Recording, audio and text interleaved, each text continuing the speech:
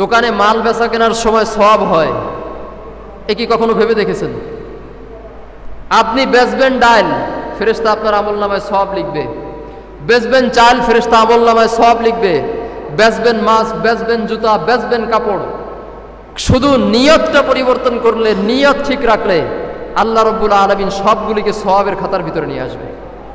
বাজারে বসে বসে, মুদি দোকানে বসে আছেন, কাস্টমার এসেছে, চাল মেপে দিয়েছেন, ডাল মেপে দিয়েছেন, তেল মেপে দিয়েছেন, মরিচ মেপে দিয়েছেন, আদা মেপে দিয়েছেন, কাজ করতেছেন, এগুলো ফেরেশতা লিখতেছে, আপনি সওয়াব পাচ্ছেন। ফেরেশতা লিখতেছে, আপনি সওয়াব পাচ্ছেন।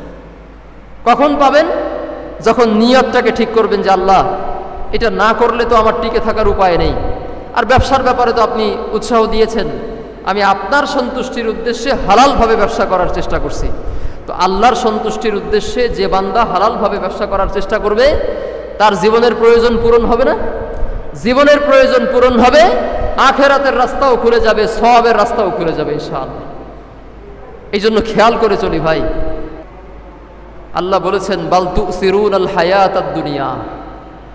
আল্লাহ বলেছেন বান্দা, আমি আমার নবীকে দিয়ে তোমাকে খুব বুঝাইছি দুনিয়া তোমার মাকসাদ না, কিন্তু দুনিয়াই তোমার উপর প্রাধান্য বিস্তার করেছে, তুমি দুনিয়াটাই ভালো করে বুঝে নিয়েছো। ওয়াতাযারুনাল আখিরা, অন্য জায়গায় আল্লাহ বলেন দুনিয়াকে খুব শক্ত করে ধরেছো। তোমার সকাল শুরু হয় দুনিয়া দিয়ে, রাতে ঘুমানোর সময় শেষ হয় দুনিয়া দিয়ে, মাঝখানেও দুনিয়া দুনিয়া দুনিয়া। আল্লাহ বলতেছেন বান্দা, এটা তোমার জীবনের জন্য অত্যন্ত ক্ষতিকর। উপার্জন তোমাকে করতে হবে। নবী আলাইহিস সালাম সেটা দেখাইছেন, সাহাবায়ে কেরাম সেটার নমুনা আমাদেরকে দেখাইছেন। যতটুকু হলে তোমার জিন্দেগি চলে, দুনিয়া ওইটুকুই কামাই করো। তোমার একটা বাড়ি আছে, এতে তোমার জিন্দেগি কেটে যাচ্ছে, তোমার 5টা বাড়ির তো প্রয়োজন নাই, কারণ এটা করতে গিয়ে তুমি হারামের ভিতরে ঢুকে যাবা, জান্নাতের রাহ থেকে বেরোয় যাবা।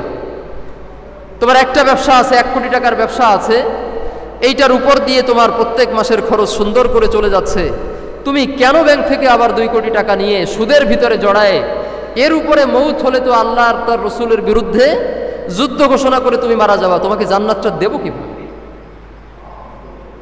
এটা নিয়ে ভাবা দরকার। হ্যাঁ, আমাদের জীবনে জরুরিয়াতে জিন্দেগি, এটার প্রয়োজন আছে। ব্যবসা আমাকে করতে হবে, আমাকে ইমামতি করতে হবে, আমাকে চাকরি বাকরি করতে হবে, আমাকে সংসার করতে হবে, কিন্তু সেইটাকেও এমনভাবে করতে হবে যেন আমার আখিরাতের কাজের ব্যাপারে দুনিয়া কোনো রকম বাধাগ্রস্ত না হয়। আমার আখিরাতের ব্যাপারে, আমার ইবাদতের ব্যাপারে আমার দুনিয়া যেন আমাকে বাধা না দেয়। এমন চাকরি আমি করার চেষ্টা করব না যেটা করলে আমার নামাজ কাজা হয়ে যাবে, জামাত ছুটে যাবে, ফজরের নামাজ পড়তে পারবো না। ওই ব্যবসার আমার কোনো প্রয়োজন নাই, যে ব্যবসা করতে করতে রাত 3টা পর্যন্ত চুল ছিঁড়ে যায়, ফজরের সময় নামাজ পড়তে পারি না। এই ব্যবসার উদ্দেশ্যে আল্লাহ আমাদেরকে দুনিয়াতে পাঠান না।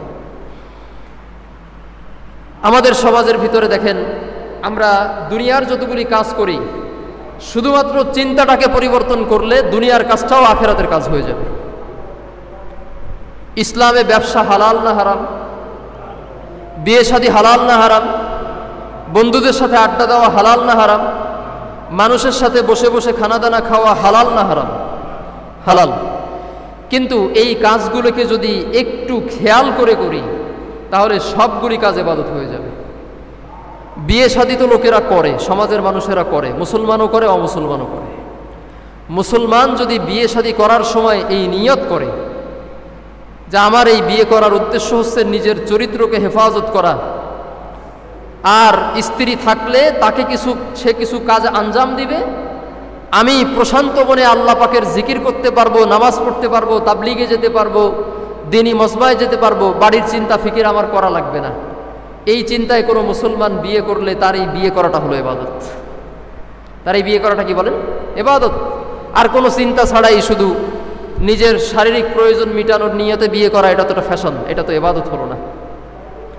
তো এইভাবে যদি কেউ বিয়ে করে, এই নিয়ত করে, তাহলে তার কি হবে? তাহলে তার এই বৈবাহিক জিন্দেগিটা, তার মাকসাদে হায়াত, পরকালীন জীবনের সফলতা লাভ, ইবাদতের ভিতরে তাকে সহযোগিতা করবে। ব্যবসা সবাই করতেছে, আমিও করব। কেন করব? ব্যবসাকে আল্লাহ রাব্বুল আলামিন হালাল বানিয়েছেন, সাহাবায়ে কেরাম ব্যবসা করেছেন, নবীজি ব্যবসায় বরকতের কথা বলেছেন। অতএব আমার জিন্দেগিতে স্থিরতা আনার জন্য, আমার নিজের ভিতরে প্রশান্তি লাভ করার জন্য, আল্লাহর সন্তুষ্টির আশায় আমি শুধুমাত্র হালাল ব্যবসায়ের চেষ্টা করব, আমার জিন্দেগিও চলবে, আমার আখেরাতও বনে যাবে। দোকানে মাল বেচা কেনার সময় সওয়াব হয়, এ কি কখনো ভেবে দেখেছেন? আপনি বেচবেন ডাল, ফেরেশতা আপনার আমলনামায় সওয়াব লিখবে। বেচবেন চাল, ফেরেশতা আমলনামায় সওয়াব লিখবে।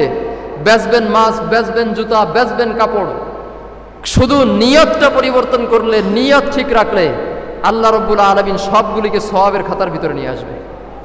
বাজারে বসে বসে, মুদি দোকানে বসে আছেন, কাস্টমার এসেছে, চাল মেপে দিয়েছেন, ডাল মেপে দিয়েছেন, তেল মেপে দিয়েছেন, মরিচ মেপে দিয়েছেন, আদা মেপে দিয়েছেন, কাজ করতেছেন, এগুলো ফেরেশতা লিখতেছে, আপনি সওয়াব পাচ্ছেন। ফেরেশতা লিখতেছে, আপনি সওয়াব পাচ্ছেন। কখন পাবেন? যখন নিয়তটাকে ঠিক করবেন যে আল্লাহ, এটা না করলে তো আমার টিকে থাকার উপায় নেই।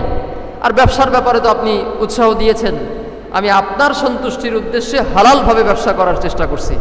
তো আল্লাহর সন্তুষ্টির উদ্দেশ্যে যে বান্দা হালালভাবে ব্যবসা করার চেষ্টা করবে, তার জীবনের প্রয়োজন পূরণ হবে না? জীবনের প্রয়োজন পূরণ হবে, আখেরাতের রাস্তাও খুলে যাবে, সওয়াবের রাস্তাও খুলে যাবে ইনশাআল্লাহ। এই জন্য খেয়াল করে চলি ভাই।